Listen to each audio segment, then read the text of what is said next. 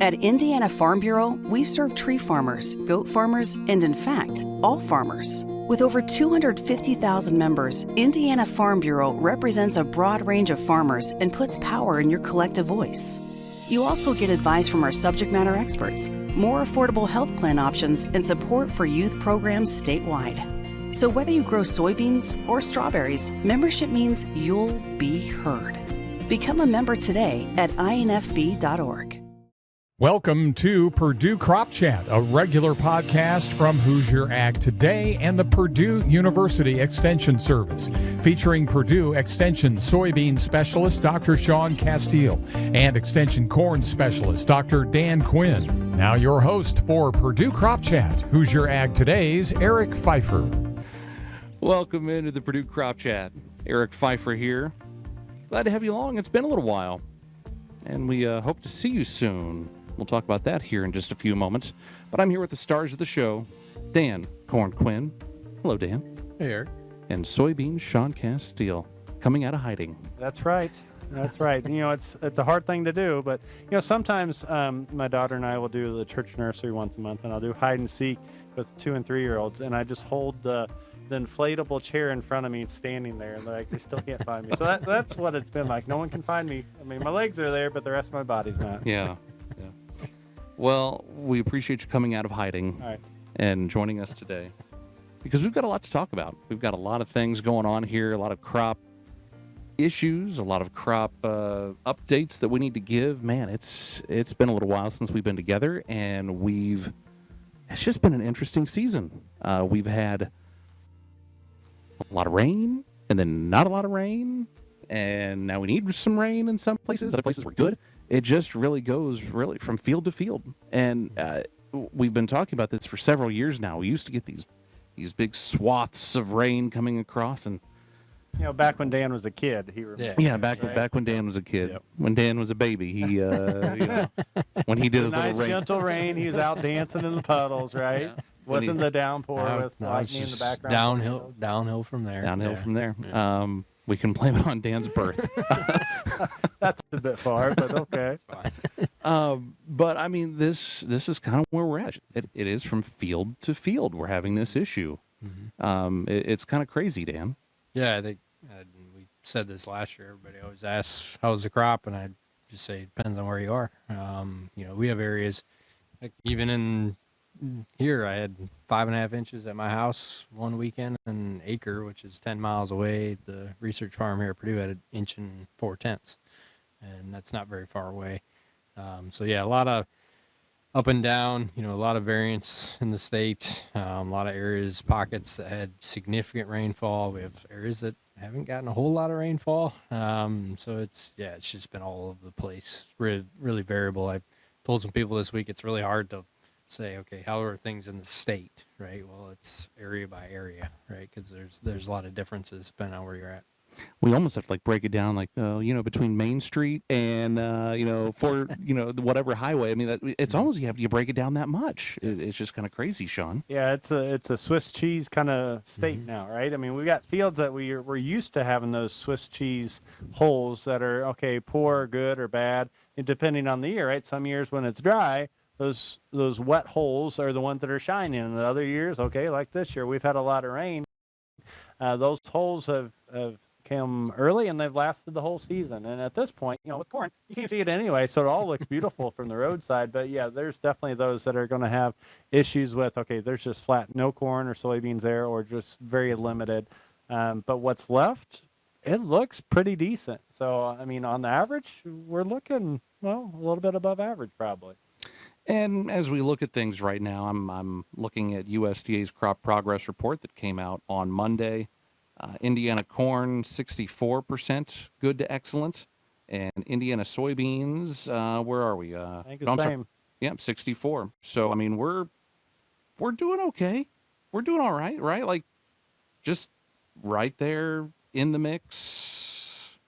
Yeah, holding our own, right? Yeah, so, I mean, what's there? I mean, looks good. I mean, let's go ahead and go with also tails of the planting season, right? So I think that kind of sets the stage of how we're advancing. We're just talking about some of our friends down in southern Indiana having beans that were out in March.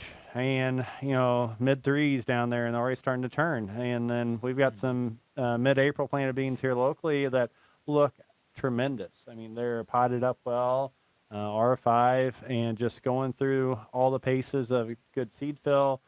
Disease has been pretty light, knock on wood. Let's find some real wood around the studio next time. But I mean, from that standpoint, it seems like it's holding its own on the soybean side. The insects haven't seen much. I mean, just really doing pretty well on the stuff that got planted early and timely. As I look at the soybean conditions, things looking pretty good. A lot of beans in fair condition in our state and in many others. Not a whole lot in this poor to very poor range, which isn't one that we tend to look at a whole lot. But in years like this, I think it's worth looking at, because when you go over to the corn side, Dan, we've got some states that, man, oh man, in like North Carolina, and I know they're not a huge producing state, but nearly 50% in poor to very poor. You look at... well, that's kind of dry. I was literally there 2 weeks ago, and I drove past, and that looks like pineapples there. So, I mean, they're pretty dry. You look at North Dakota, 30% poor to very poor. Yep. I mean, it is just kind of this different story. And then as we were talking before this podcast started, Iowa apparently looks like, I don't know, is this heaven? The cornfields out there, it's like the outfield of a Field of Dreams here. Every farmer outside of Iowa doesn't want to see Iowa do well because they dictate the market a lot of times, they Iowa do. And Illinois. But yeah, I've talked to folks at Iowa State. I think, that's for most of the years has had really good conditions, timely rains. Even I meet with corn agronomists once a month, and we met just a couple weeks ago and talked to a lot of the folks in the South. That was pretty surprising to me. The folks in Alabama, Georgia, Mississippi, those type of places where the corn is actually looking pretty good. Tennessee as well. I think the folks in Georgia were getting the combines shined up here for pretty quick. So a lot of the South looks pretty good, but yeah, North Dakota's been dry. I know North Carolina, those areas. But yeah, and Indiana and Illinois have been kind of on the same track. I think Illinois' conditions a little bit lower. I always, joke a little bit about Illinois' conditions because they always say they have challenges, and then they, have state record or close to it state yields. I was in Central Illinois recently, and I would say it's harder to grow a bad crop in Central Illinois than it is to grow a good crop. But yeah, Iowa's been in good shape, and then Indiana, we've had the challenges we've had in the month of June and a lot of variance, but I do think there's a lot of areas too that are really good. Just you look at the moisture we've had in July. July precipitation is the biggest dictator of state average yields in the Midwest, and we've had good moisture in the month of July. Pollination has been pretty solid. I've had a few reports just here and there of pollination issues, but it's been pretty minor.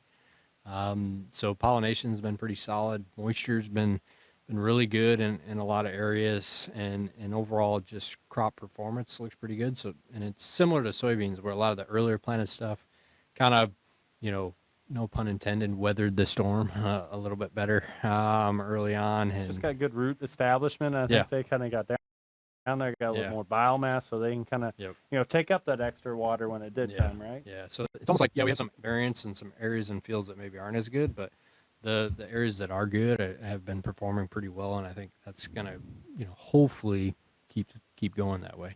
I mean, you mentioned Tennessee. We look at some other states here again, just as I look through this list of crop conditions. Pennsylvania, they're on a roll, but 89% good to excellent. Tennessee, 81% good to excellent, and Iowa again sitting there at 80, and that's just pretty incredible, really. Yeah. And then again, Shaun, we go and we look at soybeans again. Indiana, 64%. Iowa again here, 78% good to excellent on soybeans. I mean, it's they're not having a stressful day. Is what that amounts to, right? There is no stress in that crop. It's tough to look at. I don't want to look at it. I'm turning that off right now. Within Let's talk about Indiana crops. My goodness. Well, I'll make a comment. So I had family vacation in North Carolina, driving back through Virginia, West Virginia, Ohio, and then that southeast part of Indiana. And that was over a week ago coming back. And there's certainly some areas that you can tell from windshield scouting. There's some struggling areas, but I tell you what, there's some pockets of that Ohio in the southwest and the southeast, just at the border Indiana, that looks really good. And then we start to get into some troublesome spots. So again, depends on which mile marker you're talking about. It could be rest stop 59 looks amazing, and then 58 is like, oh, that looks pretty rough. So it is an up and down kind of crop, but there's some really good looking crops out there too. When you're looking at Indiana, Shaun, can you kind of break down a little bit for us, where we're seeing some of the better looking stuff? I mean, I would imagine that, again, as we look up to our farmers in the northeast part of the state, up there toward Allen County in that area, we get started a little bit later. Things are still kind of coming along there. Not that it's necessarily in bad shape. It's not in dire straits by any means, but maybe just a little bit behind. A little bit behind in terms of planting progress. So then that just has that cascading effect. And then, I'm guessing we're talking about this one too. I think the drought map will come off for that area, but and that area is abnormally dry in the northeast, and so that's having a little bit of a hit on it. But at this point, most of it looks really good because it's kind of canopying, right? And so some of the sins of earlier growth or later plantings aren't as obvious, right? And so just because you've got a good crop or a crop that's canopied doesn't mean that it's perfect, right? I've got a crop that's up to my waist and 22 noded versus one that's at my thighs that are 18 or 16 nodes and canopied. And so again, windshield scouting at this point, it all looks pretty good until you actually pull back the leaves and you pull back into the canopy and see what that pod load is like. We've got some over, let's go further south, the east central part of the state, Muncie, farmland, those areas. Got definitely a later planting on a lot of that crop, but surprisingly how well it's come along. So it's another one of those that it looks pretty good considering how late it got in the ground. Looking at some of the plants that some of my students brought back and canopying well. So, hopeful that now it's that August and September, can we finish that crop out? So at this point, we look pretty good. You talked about July weather, having some rain. I think the other aspect we talked about weather is, okay, it almost feels like fall in some of these evenings too, right? So I think we're getting a touch of a cooler spell. I mean, we're 80 some degrees, so we're kind of maximizing this nice, give me 85 degrees in sun and soil moisture, and it gets a little cooler.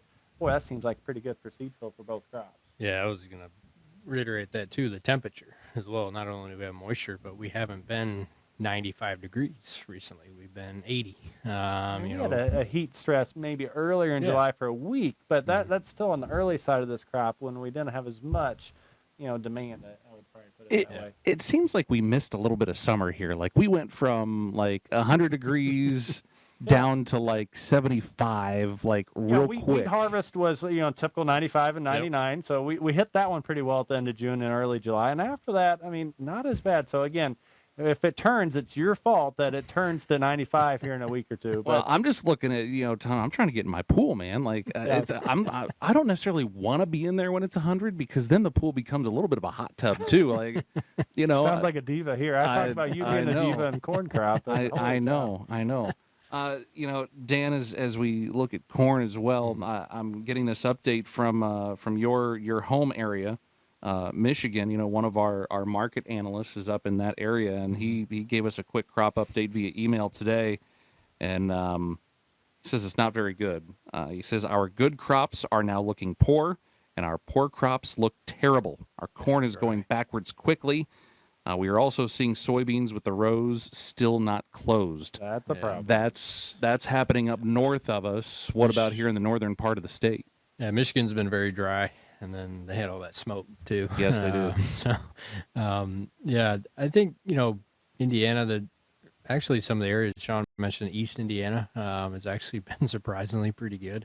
I'm shocked how well it's come along. That's usually an area that's, it's tougher soils, Western Ohio and Eastern Indiana there, and even Northeast. They had a little bit later start, but they didn't catch the significance of the rains. It seemed like they kind of caught when, areas over here maybe had a 5-inch, they maybe got an 1.5 inch, right? So those areas look really good. I mean, I would tell you you look at like central Indiana, the Carroll counties, the Tipton areas, Those are the people I've talked to said don't say anything.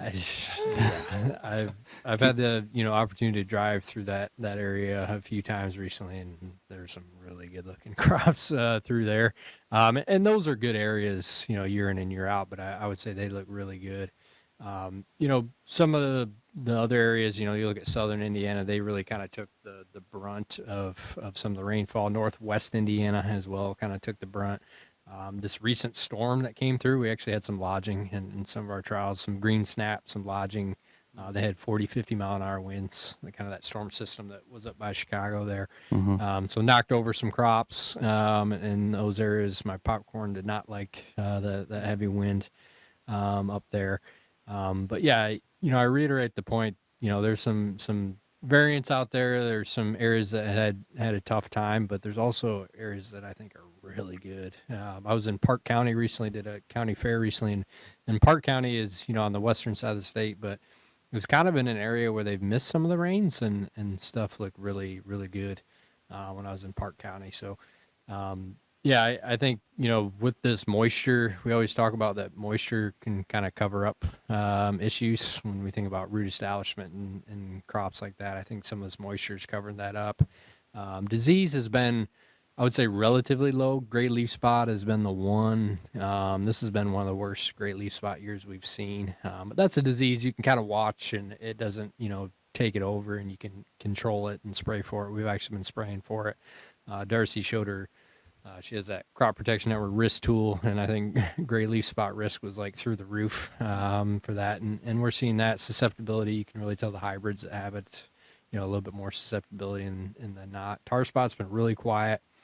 We just found it in some of our trials last week. Really low levels, like, a lesion here and there. Southern rust was just confirmed, I think, last week. They did find it all the way up in Lake County. I had it in the southern spots, but I think, Darcy said today that her southern, you kind of look to the southern state, folks and the pathologists down there in Mississippi and in those areas, and they said that's been the lowest they've seen. So you think about the risk level of that, pretty low. One thing that has been popping up has been aphids. That's something that'll pop up, here and there. I don't, talking to Christian, our entomologist, it didn't seem like it was a huge issue. But there's hybrid differences and something to be mindful of. Look at thresholds. Another thing with aphids is that one of the main kind of biological controls of aphids is actually a fungi. So we're spraying a lot more fungicides now, and fungicides can actually, cause some of those aphids to rear up a little bit. But do see some hybrid differences too with that. So just be mindful of it. They're pretty easy to control, and there's a lot of kind of cheaper products out there to control them. But that's something to be mindful of. But overall, I mean, I was walking some of our trials today, upper canopy's looking good. The crop, lower temps, really good soil moisture. So I do think there's probably some areas that, got impacted with the rainfall in terms of like the size of the crop too. Just kind of maybe some biomass leaf area lost a little bit. So I do think there'll probably be some tip back here popping up in areas, but fingers crossed that I do think there's a lot of areas that are in pretty good shape too. Well, that was going to be my next question, was about disease, because when we talk about this weather pattern and how strange it's been, you have this disease like tar spot that thrives on the moisture and the warmth, which again we kind of had in some areas a little bit, but then it kind of went away. What about on the soybean side here, Shaun? What do we see? And it's hard to say across the state with all these different weather conditions. Yeah, I've been sending notes out to Darcy. I've got some of my crew out. I've been looking, and other farm managers as well, and it's been quiet. I mean, we're looking for frog eye leaf spot. I mean, you'll sure have Septoria brown spot down the lower part of the canopy, but that's nothing really to worry about. Kind of still on the edge of whether red crown rots are really going to start to pop or not. And so we think about, we've seen some initial infections there at the soil line, but, if you're not looking down there, you're probably not seeing it. And so it's going to fall right in line with, hey, state fair's next week, right? So state fair disease of sudden death syndrome, brown stem rot, and now let's look for red crown rot, so to see if we have that intraveinofluorosis. So again, going for that tagline, state fair disease. Shaun will get barred at the entrance. Well, I would say we are going to be doing this Purdue Crop Chat live in person at the State Fair next week, the 14th. It's a Farmer Appreciation Day from Indiana Corn and Soy, and they're doing that there at the Glass Barn. But unfortunately, Shaun will not be able to join us because he has been permanently banned. State Fair disease From the fairgrounds. No, Shaun, I will smuggle. That's usually you not a marketing ploy to bring people in, right? Yeah. Come see the State Fair disease. The strong man. That's a little bit different, right? Work on getting real tight. I'm bringing in a small carry-on suitcase. I'm going to smuggle Shaun in, and we're going to be there for the crop chat. Be sure to join us at the Glass Barn at the Indiana State Fair next Friday, the 14th. 11:30. We're going to get started there with the crop chat, so be sure to join us then. But yet you're right, Shaun. We're right in this time frame where we're going to start seeing some of that pop up. And really, as we've mentioned, there's not a whole lot that can be done at that point other than for those market. diseases, all three of those diseases in particular, nothing that you can do other than note that you have it, and then, okay, let's make the plans for what are we doing in the coming years with managing that. And again, is it STS? Is it brown stem rot? Is it red crown rot? And again, if there's a question of that, dig it up, send it into our Purdue Diagnostic Lab, Darcy, and supportive Indiana Soybean Alliance. Well, hey, what do you have? So we can really document where is this in the state, and then we can move forward. So in those terms, yes, let's see what we got. In terms of any sprays, I mean, we're doing some last week, this week, just they're prophylactic ones. Just say, okay, we know a lot of guys are doing this anyway. We're taking notes. There's no disease out there. Very little insects, maybe a little bean leaf beetle, Japanese beetle, but nothing at threshold. So we're kind of just waiting and seeing what comes out of that. Yeah, and one thing I will reiterate too with the corn that we have seen this year has been more of the bacterial diseases. So crazy top has been that always makes the crop do a whole bunch of pathologists like coming up with these names. They're really I like them because they're really to the point and they explain what they are. It sounds like a comedian, carrot top. Yeah. That's right. Red crown rot, tar spot, right? Yeah. They explain what they are. It better not be a purple stem if it's red crown rot. Let's make sure we're right here. So I've had some pictures sent to me of some crazy top. That's one that always shows up with flooding. We've seen actually quite a bit of bacterial leaf streak. Maybe not as much in Indiana, but I know other states, Illinois, Iowa, that's one that actually you can get a little bit confused with gray leaf spot and how it looks. So what's important about those diseases is that fungicide will do nothing. They're bacterial, right? So I don't think the EPA would like us spraying antibiotics out there. Probably not a good thing. But yeah, those bacterial. There's not a lot you can do about them, but those are some that we don't always see, but we've seen a little bit more this year. Well, think about it too, right? We've talked about the rainfalls, and I go back to the intensity of the rainfalls. You mentioned 50-mile-an-hour winds, so a lot of those bacterial diseases, those pathogens that come in, they need some entry point. They need, I've got some broken leaf tissue, I've got some hard rain or hail or whatever it is that rips some of that leaves, and then all of a sudden now we've got these bacterial diseases really popping in. So I think that's probably what's really, I'm assuming what's going on. We'll see it on soybeans too. Entrance points and a lot of that splashing to the spread water. It. That's a big thing. You get the water splashing. Even talking about southern Indiana and just some of the brunt they've had. That's some of the first times I've had images sent to me, and I was talking to some agronomists down there on the way here, and they were talking about how he had both corn and soybeans where the water in the corn, the water was completely above the ear. So when you have above the ear, they had some fields where all the ears rotted out and they had mud over the ears. He had actually some soybeans too that the water was almost completely submerged of the soybeans. So you think about some of the river bottoms and some of what they deal with in southern Indiana. So we probably say this every year that it's a weird year. This year's definitely been unique. Is there a normal year anymore? I don't know that exists. See, you have so much weird and uniqueness that it all levels out. It all levels out average. At some point. Yeah. Weird and unique. I think it started how many years ago? About five. Yeah, that's what I thought. We're kind of desensitized to this now. This is normal. This right? is normal. Yeah. Yes.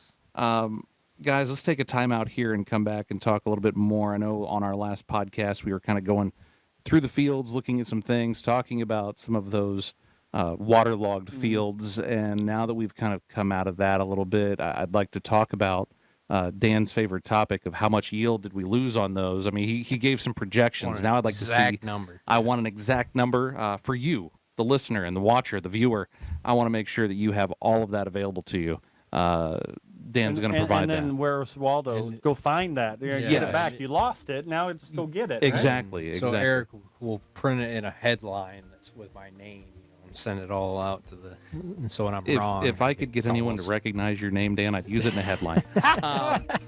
Or they do. Most people click. do. They just they think don't click on it. No, they just think it's the Washington Commanders head coach. That's it. We're going to come back after this timeout. We'll be back here in just a moment on the Purdue Crop Chat from Hoosier Ag Today and Purdue Extension.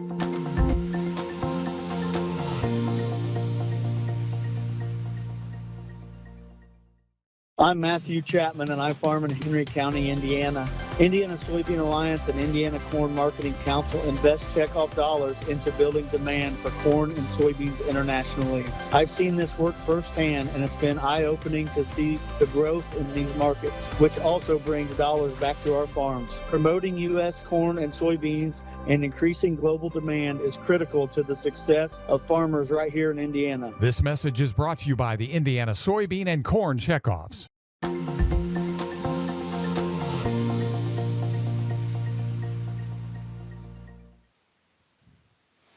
Welcome back to the Purdue Crop Chat. Eric Pfeiffer here with Dan Quinn and also scam tech Shaun Casteel. We were just here during the break talking about scam text messages that have been coming through. Apparently, you're going to dinner tomorrow night with someone. Someone said I'm an old man. We haven't eaten together in a while. Let's have lunch tomorrow. It might be heck of a dinner. It might be. It might be sugar mama coming. I mean, I don't know. You never know. We'll see about that one. I'll pass for today. Okay. I've been getting a lot of those lately too. It's crazy. Mine have been like, business proposals. Have you not seen the business proposal? And I'm like, no.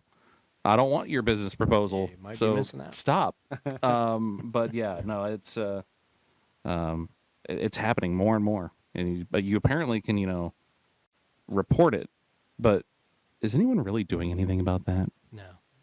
I don't think it's happening. It only works for Dan's name, right? We mentioned before the break that no one's clicking on his name. You see that name? Yeah. Just Nope. move on. Move it along. He's not on the safe list. Yeah. Dan is not on the safe list. No. Let's talk a little bit about, where we went with our last podcast. We were walking through the fields. It was kind of a great demonstration of just kind of going through and, actually seeing that Shaun still knows how to use a shovel and everything else, get his hands dirty a little bit. And reach down that far, right? Yeah, it was incredible. And making sure the soybeans were taller than the corn, if I recall, that day. Making sure it was on camera. Yeah. That way the bosses really know. But I mean, we had seen a lot of waterlogged fields, and now let's talk about where a lot of those fields are, because again, in some areas the rains haven't been coming. We got a little bit between then and now. I mean, just talk a little bit. Shaun, we'll start with you, because I mean those soybeans were, in some cases, they were underwater. Yep. And I mean, I'm talking right out here with this road right by me. I mean, you can still kind of see just an outline of the area where, that was the part that was really impacted by that. Yeah, I mean, those ponded areas are going to step down. There's no doubt about that. And so let's go with, okay, if they're extremely ponded, flooded, okay, it's dead. It's now a fallow spot that, we're not going to mess with that. Some people try to spot back in, but by the time it gets July, you're like, how many times am I going to be spotting back in, or I'm going to come back in? Let's manage some of the weeds so we don't have to have those go to seed bank. So that's one aspect. But those that were waterlogged, roots were dying, and so that takes time, right? And so if they're able to drain out those areas, again, that gradient, it's going to be okay, the worst areas, we're still going to be stagnant. They're not going to be an 18, 20 noded plant. They're going to be 10 to 12 in the worst areas and kind of gradiate up from there. Let's talk about those that are maybe more saturated conditions than flooded per se, and those areas that were that off-green color because of that. So the roots were still compromised because of the lack of oxygen. Nodules and nitrogen supply was an issue. So those areas have finally turned around. I dare say a lot of them you can still catch and do anything, or if they didn't have some level of support with nodulation. What I mean by that, the sulfur play that we've got on a lot of fields.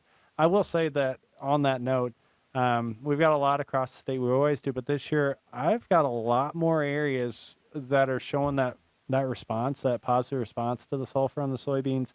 And so, again, whether it's just how much extra water we've had in these saturated conditions, these limited nitrogen supply from the soil, nodulation that's going to be limited in that. I mean, I'm seeing it across the state. And so it's kind of interesting to see how that plays out.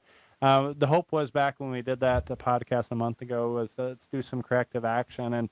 And so we've had some spots we could do that. Other areas weren't uniformly crappy enough, or they were so crappy that we couldn't do anything. And so I think where the turnaround is, okay, did they air out? They did as well as they could to kind of come back. Those that had a little preemptive sulfur in that case, I think those have turned around and definitely look much better than those that did not. And what about on the corn side, Dan? Because the corn wasn't immune to this. There was still an awful lot of water out there. Yeah, pretty similar type story. I think one of the biggest things I've seen is just kind of the overall height and size of the crop in those areas, and then kind of the color. A lot of those areas, right, we always think about nitrogen loss on those areas, but really it's just, compromised root systems where that plant just can't take anything up at that point in time. So a lot of what we're seeing in those waterlogged areas, they've recovered some, but they're just not going to fully recover. And a lot of it, I think, has to do with the size, the biomass, the leaf area. I do think it's probably impacted some ear size. We think about when those rains came. That was when, we're getting into ear size development at that point in time. And then you get into where we're at now, where we're looking at kernel development in a lot of areas, and then grain fill, right? We need, in many ways, that photosynthetic machine to maximize that. And anytime we, have a smaller plant, less biomass, less leaf area, it's just that the plant can't, generate enough photosynthesis to fully fill that ear and also that grain fill. So I do think, and I was walking some of our trials before I came here, I was noticing some of the areas that had, the waterlog, they look a lot better.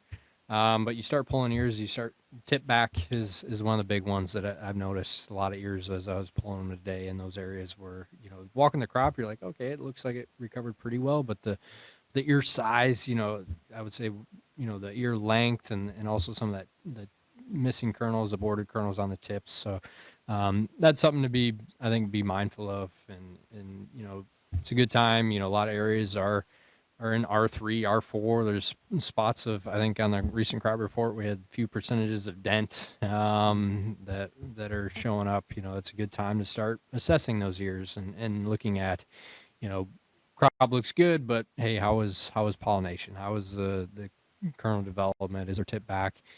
Tip back isn't always a bad thing, right? You also want to look at, okay, what the kernel numbers are too, and the rows around on those ears. But I do think that's probably one of the bigger areas. And then we're probably going to see, I started seeing a little bit of this, we'll probably start seeing some areas that will run out of steam in terms of nutrition, stuff like nitrogen. I've actually seen Shaun allude to sulfur. I've seen a lot of areas that sulfur deficiencies have hung on a lot longer because we have a lot of trials that we're doing, yes, no sulfur, and we know it's a deficient spot. And usually in corn, like, we'll see it early and then it kind of comes out of it and we don't see the deficiencies. We're walking trials recently and, even seeing ear leaves that I could still see that striping and some of the upper canopy deficiency, which I don't always see as well. So I do think that's kind of similar to the soybean side, that sulfur deficiency may be showing up a little bit more prevalent this year than we've seen in years past. Well, let's think about the whys of that, right? In terms of, like, I alluded on the soybean side that saturated conditions, okay, we have limited mineralization, limited nitrogen. So the sulfur play in soybeans is you need it for nodulation and nitrogen supply, right?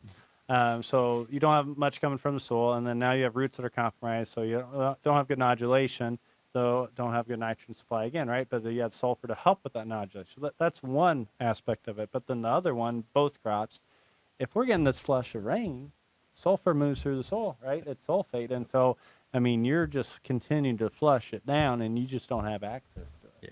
Yeah. And I think there's a lot of areas we lost N, but I think a lot of areas that we lost sulfur as well this year. 2% of Indiana's corn dented at this point, by the way. I mean, it's coming along. We're getting there. Yeah. I've kind of been all over northern Indiana here recently. My wife and I, we went on a little anniversary trip up north to Michigan, went up that way. Just yesterday, drove up toward the Angola area. It is just still interesting to see the differences in the crops between here and there. more noticeable in corn, obviously. I mean, we talk about, it's no longer knee high by the 4th of July. You want it head high. I'm still seeing some corn that's still not there. Here we are on, August 4th. Like it's a pretty stark difference between here and up north there. And I don't know, if those fields were, fighting some of this stuff or if it's just because of the late planting, but it's kind of, here I'm about to start asking you for yield numbers, and it's going to be pretty darn hard for you guys. It's not today, then next week he's going to ask you. It's going to be next week in front of all those people is what's going to happen. So be prepared for that. But it's going to be a pretty hard job for you guys. Yeah, and I do think too, something to watch is the impact of these cooler temperatures.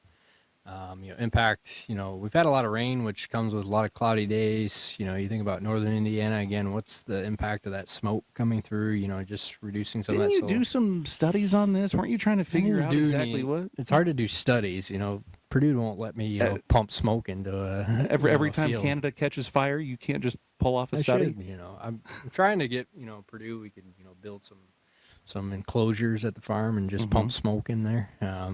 Just get it hooked up with the tractor pulls, right? I mean, there's plenty of black smoke going. Yeah, we'll just pipe it into Louisville, they just having a big pipe anyway, so just kind of bring it in. Yeah. So I think, the reductions in solar radiation, talking to some folks, last week that, seems like they're a little bit concerned with some of the pollination and stuff like that, just with the amount of cloudy days we've had. And I think maybe sometimes we underestimate, the reductions in solar radiation, just how sensitive corn is, especially at, R1, R2 growth stages to changes in sunlight at that point in time. But one thing I'm looking to too is you look at like a year like 2023, which was when we had smoke the last time, but it also stayed cool that year, and we had really good yields. I think that was a state record year, but we had a lot of ear rot issues. We had a lot of mycotoxin issues, and it was because it stayed cooler and the crop just wouldn't dry down. It